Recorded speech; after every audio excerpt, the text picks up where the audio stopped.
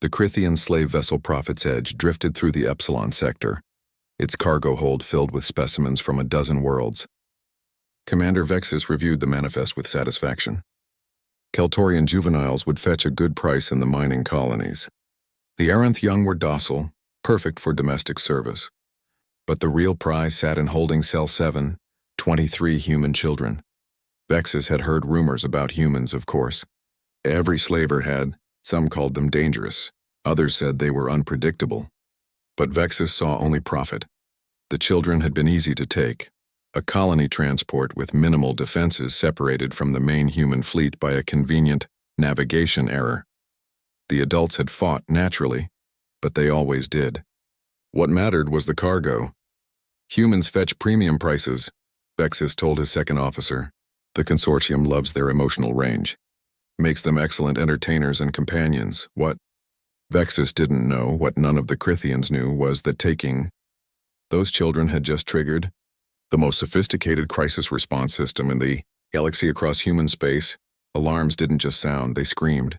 Every military vessel, every patrol ship, every private craft capable of faster-than-light travel received the same priority alpha transmission. 23 children missing, last known trajectory. Within an hour, 600 ships had altered course. Within 6 hours, the number reached 4,000. The Galactic Council watched with growing alarm as human vessels abandoned trade routes, military patrols, and escort duties. Ambassador Krell contacted the human representative immediately. "This is madness," Krell insisted. "You're destabilizing your entire defensive perimeter for 23 individuals." "Your treaty obligations are hereby suspended," Captain Sarah Chen interrupted. Her face on the view screen was carved from ice. "Section 47 of our charter.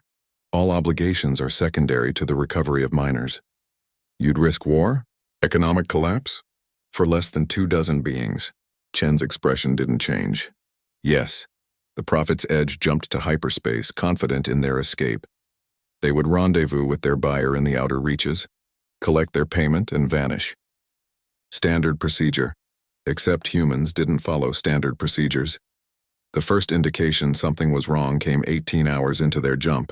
A human destroyer dropped out of hyperspace directly in their path, an impossible intercept that required predicting their exact trajectory through a billion possible routes.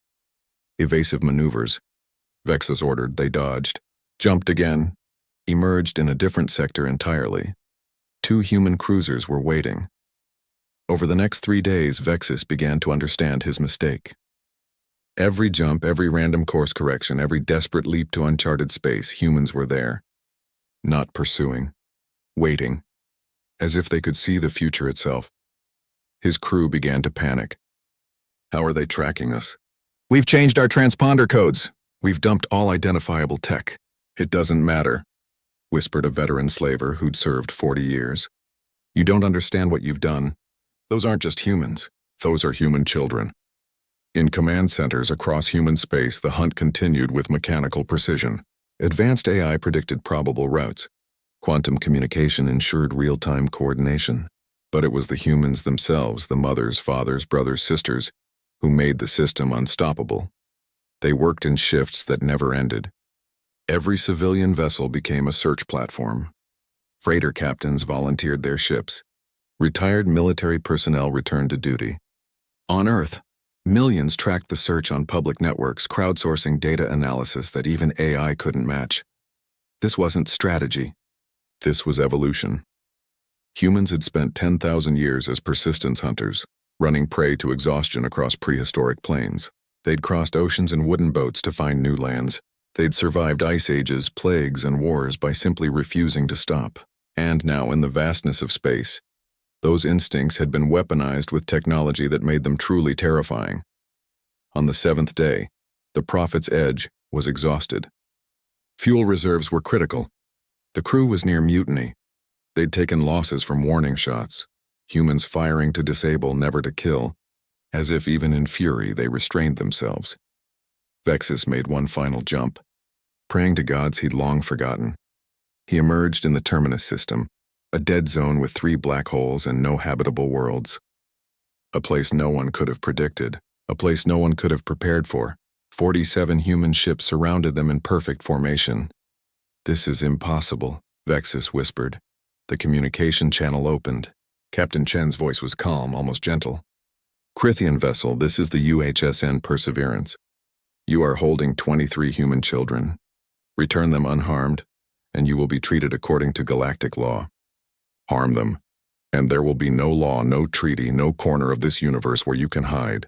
We have all the time in the universe. We will never, ever stop. Vexus looked at his crew, exhausted, terrified, defeated. He looked at his fuel reserves, at the wall of ships that had somehow predicted the unpredictable. He understood now. Humans weren't the strongest species. They weren't the fastest or the smartest. But they were the most relentless. They turned love into mathematics, desperation into strategy, and they simply did not know how to quit. We surrender, Vexus said. The children were returned within the hour, frightened, but unharmed. The slavers were processed through human courts, alive, which was more mercy than they deserved.